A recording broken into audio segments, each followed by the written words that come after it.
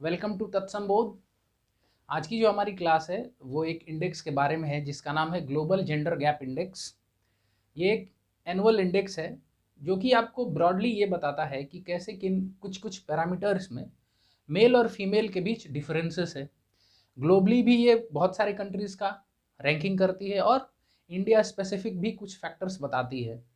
ये चीज़ हमारे लिए इम्पोर्टेंट इसलिए हो जाता है कि कई बार पॉलिसी जो हम लोग बनाते हैं या सरकारें जो बनाती हैं उनमें इन चीज़ों का ध्यान रखा जाता है कि बराबर का डिस्ट्रीब्यूशन हो रिसोर्सेस का।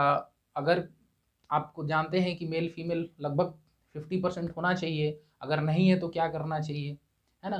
तो जो कुछ कुरीतियाँ हैं सामाजिक भी और आर्थिक भी, है ना, इन सारे पहलुओं को लेकर के एक ब्रॉड इंडेक्स निकालता है जिसके बारे में आज हम पढ़ने वाले हैं, जिसका नाम क्या है, ग्लोबल जेंडर गैप इंडेक्स। इसको पब्लिश करने वाली संस्था का नाम है वर्ल्ड इकोनॉमिक फोरम। ये कि दावोस बेस्ड है ना। दावोस एक यूरोप में जगह का नाम है, वहाँ से ये निकलता है और ये लगभग सीरीज 2006 से पब्लिश हो रहा है हर साल, है ना। तो इसके इसके बहुत सारे पैरामीटर्स भी हैं जिसमें पहला पैरामीटर है वो है इकोनॉमिक पार्टिसिपेशन और अपॉर्चुनिटी के बारे में। अब इकोनॉमिक पार्टिसिपेशन और अपॉर्चुनिटी जो है वो आप समझ सकते हैं किन किन, मतलब इसको आप बताने का तरीका क्या है। एक है लेबर फोर्स पार्टिसिपेशन रेशियो देखा जाता है। लेबर फोर्स पार्टिसिपेशन रेशियो कैसे निकाला जाता है कि जो भी महिला हैं, खास करके 15 साल से ऊपर हो, 64 साल से नीचे हो, है ना, इस वर्ग में माना जाता है कि काम करने का उम्र है और कितने लोग इसमें काम कर रहे हैं। ठीक है, तो ये लगभग 21% के आसपास अभी है, जो कि बहुत ही खराब है क्योंकि 1990 में ये 30% था, है ना, कि इस एज के कितने लोग काम कर रहे हैं, खास करके महिला, है ना। ये पुरुषों के लिए भी अलग निकलता है और एक ओवरऑल भी निकलता है। तो अभी की स्थिति अच्छी नहीं है, तो इसलिए इस बेसिस पे भी हमें अच्छी रैंकिंग नहीं मिल रही है। दूसरा चीज़ है कि इनकम इनक्वालिटी देखा जाता है। इस रिपोर्ट में कहा गया है कि जितने पुरुष को पैसा मिलता है काम करने का, उससे 1/5 महिलाओं को मिल रहा है ना। दूसरी चीज़ है कि बहुत हाई फाई जो पोस्ट हैं वो लगभग मेल के लिए ही रिजर्व हैं। तो ये बात ठीक नहीं है, इनको करेक्शन करने की ज़रूरत है ना। आप जैसे कि इमेज में भी जो दिया गया आप देख सकते हैं कि एक तरह की इनइक्वालिटी दिखाई गई है, मोर मेन कंपेयर टू वुमेन। तो उससे क्या हो रहा है, वो दिख रहा है कि कितने लोग, मतलब मेल पॉपुलेशन ज़्यादा है फीमेल के कंपैरिजन में। और दूसरा, लगभग कभी कभी ऐसा भी होता है कि सेम काम के लिए मेल को ज़्यादा मिलता है पैसा, फीमेल को कम मिलता है, तो ये भी ठीक नहीं है। तो ये एक तरह का कैसे क्या दिखाता है, इकोनॉमिक पार्टिसिपेशन और अपॉर्चुनिटी को। दूसरा जो फैक्टर है वो एजुकेशनल अटेनमेंट को लेकर के है। अब एजुकेशनल अटेनमेंट में हम लोग क्या देखते हैं, या फिर इस रिपोर्ट में क्या बेसिक देखता है कि बेसिक और हायर एजुकेशन में एक्सेस खास करके महिलाओं का क्या है। जो कुछ रिपोर्ट्स बताती है, 15-16 का मेरे पास एक रिपोर्ट है, इस रिपोर्ट के लिए नहीं। वो रिपोर्ट कहता है कि लगभग मोर देन 95% जो गर्ल्स हैं वो एनरोल्ड हैं बेसिक एजुकेशन में। पर ये संख्या जब हायर एजुकेशन के लिए आती है वो काफ़ी कम हो जाती है। ये पर इनकरेजिंग ट्रेंड है क्योंकि वो इंक्रीजिंग है और वो लगभग 46 पॉइंट समथिंग परसेंटेज है ना, जो कि दिन प्रतिदिन बढ़ते जा रहा है। तो अच्छी चीज़ है, पर अभी भी हम लोग जो डेवलपिंग कंट्रीज़ हैं, सॉरी जो डेवलप्ड कंट्री है उनसे हम लोग लैग कर रहे हैं और इस दिशा में भी भारत को डाउनग्रेडिंग ही मिला है। ठीक है, तो इसके कारण भी हमारा, अब ये सब कहाँ से आता है, ये एटीट्यूड से आता है ना। आपको मालूम है कि घर पे बच्ची रहेगी तो उसका शादी होगा, बड़ी होगी तो दूसरे घर चली जाएगी, तो हमें क्या फ़ायदा होगा। ऐसे बहुत सारे कंजर्वेटिव एटीट्यूड को लेकर के है ना। दूसरा, दहेज प्रथा भी हमारी समाज की एक सच्चाई है। बहुत लोग इससे सजग होते हैं कि बड़ी होगी तो शादी करके देना पड़ेगा, है ना। तो उस पैसे का हम क्यों इस्तेमाल करें पढ़ाई में, उसको अगर जमा करके शादी के टाइम पे यूज़ करेंगे तो फ़ायदा करेगा। तो इसको लेकर के भी शुरुआत से कई लोग स्टडी पे फोकस नहीं करते या फिर सिर्फ बहुत ही बेसिक स्टडी पर उनके फोकस करते हैं। तो इन चीज़ों को सुधारने की ज़रूरत है जिसके कारण हमारे इकोनॉमी और हमारे सोसाइटी को सबको फ़ायदा होगा। आपको मालूम है कि एक मदर जब एजुकेटेड होती है तो उसके घर में बच्चों का एजुकेशन बहुत ही आसान हो जाता है, या डिसीजन मेकिंग प्रोसेस में उसका इन्वॉल्वमेंट होता है ना। और घर में अच्छा एक वातावरण भी होता है। जब भी आप पढ़े लिखे होंगे तो कम से कम चीज़ों को सोचने और समझने की इच्छा शक्ति तो कम से कम आ ही जाएगी। जो नेक्स्ट फैक्टर है वो है हेल्थ और सर्वाइवल। इसमें क्या देखा जाता है, इसमें देखा जाता है लाइफ एक्सपेक्टेंसी एट बर्थ। कहने का अर्थ ये है कि अगर आप जन्म ले रहे हैं तो कितने वर्ष जीने का वो उस समय चांस है। कि अब जैसे अभी क्या है कि इंडिया का एवरेज, जो नीति आयोग की रिपोर्ट कहती है 2015-16 की, उसमें लगभग 67 के आसपास है ना, 67 ईयर्स, यानी एक एवरेज इंडियन अगर जन्म लेता है तो 67 ईयर्स वो लाइफ उसकी होगी। ये 2015-16 की रिपोर्ट है।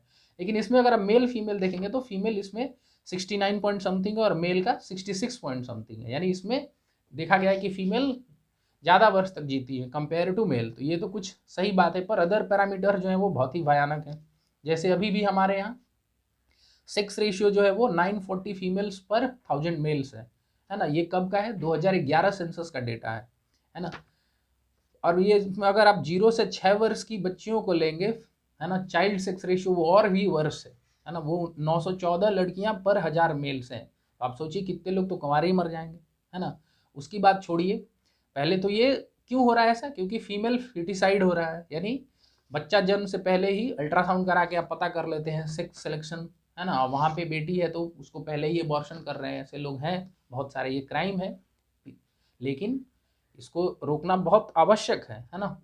हरियाणा का आपने एग्जाम्पल सुना होगा कि वहाँ बहुत ही इनकरेजिंग रिजल्ट्स आ रहे हैं, क्योंकि भारत सरकार ने बेटी बचाओ बेटी पढ़ाओ जो आंदोलन चालू किया था वो हरियाणा के पानीपत से ही चालू हुआ था, और वहाँ पे बहुत अच्छे रिजल्ट्स आ रहे हैं। और भी स्टेट्स में इन सबको करने की ज़रूरत है, पर ये दोनों ऐसे पैरामीटर्स है जहाँ पे हमें अभी भी अच्छा मार्क्स, मतलब जो रैंकिंग है उसमें हमें डिग्रेड किया जा रहा है, तो इसको भी सुधारने की आवश्यकता है।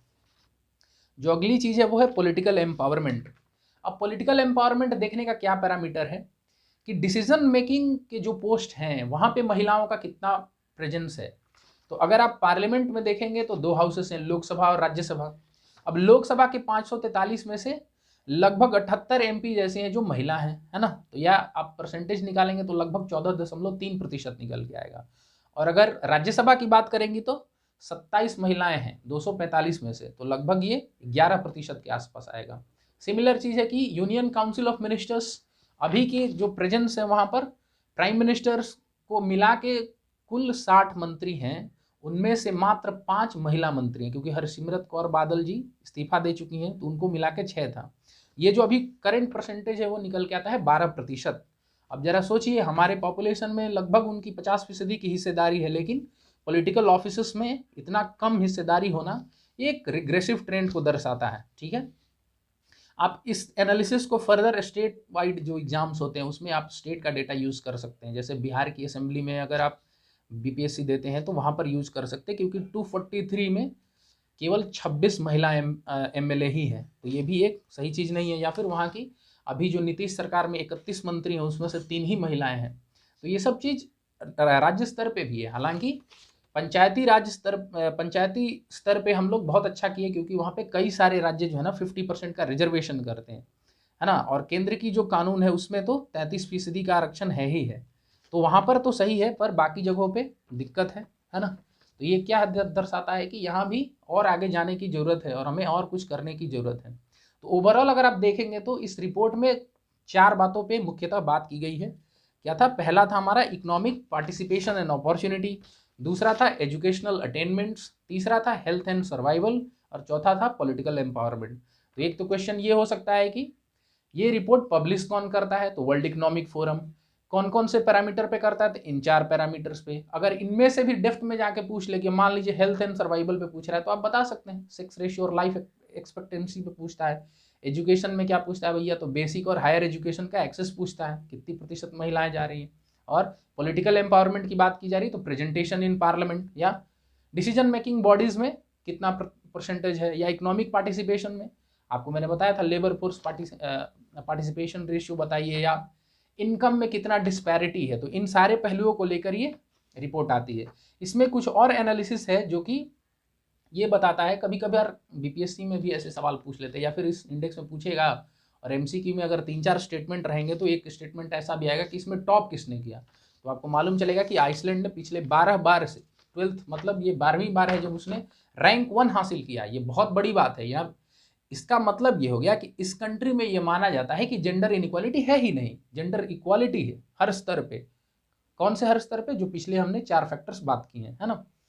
अगर आपको थोड़ी सी ज्योग्राफी जाननी है तो आप ये समझिए कि ये यूरोपियन कंट्री में आता है ना, और अटलांटिक ओशन जो है उसमें है ये, खास करके नॉर्थ अटलांटिक में, जहाँ पर जाके आगे आर्कटिक ओशन बन जाता है ना।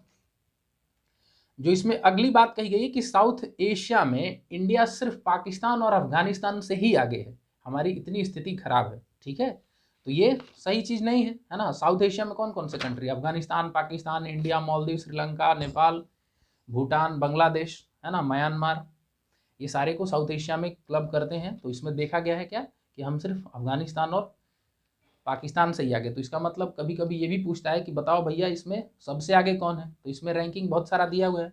इंडिया का रैंकिंग अगर आप देखेंगे तो 156 में 140 है, और वो भी 28 पोजीशन हम लोग पीछे भी आ गए। तो मैं बात कर रहा था कि सबसे आगे कौन है, तो उसमें आप देखेंगे कि बांग्लादेश है जिसका रैंक है 65, नेपाल 106 है, श्रीलंका 116, भूटान 130। सबको याद करने की जरूरत नहीं है, पर नंबर 1 आप साउथ एशिया में याद कर सकते हैं। कभी कभार बीपीएससी ने ऐसे पीटी में सवाल पूछे हैं, तो इस वजह से ज़रूरत पड़ सकता है। एंड क्रेडिट से आई होप कि अब आपको ये पूरी बात, ये इंडेक्स समझ में आ गई होगी, और आप इसका अच्छे से यूज़ करेंगे अपने मेंस आंसर में भी। कहीं अगर आप महिला पे, सशक्तिकरण पे आ गया, वहाँ लिख सकते हैं, या फिर पीटी में अगर डायरेक्ट सवाल आ गया तब तो आपकी बात बनी गई। So thank you.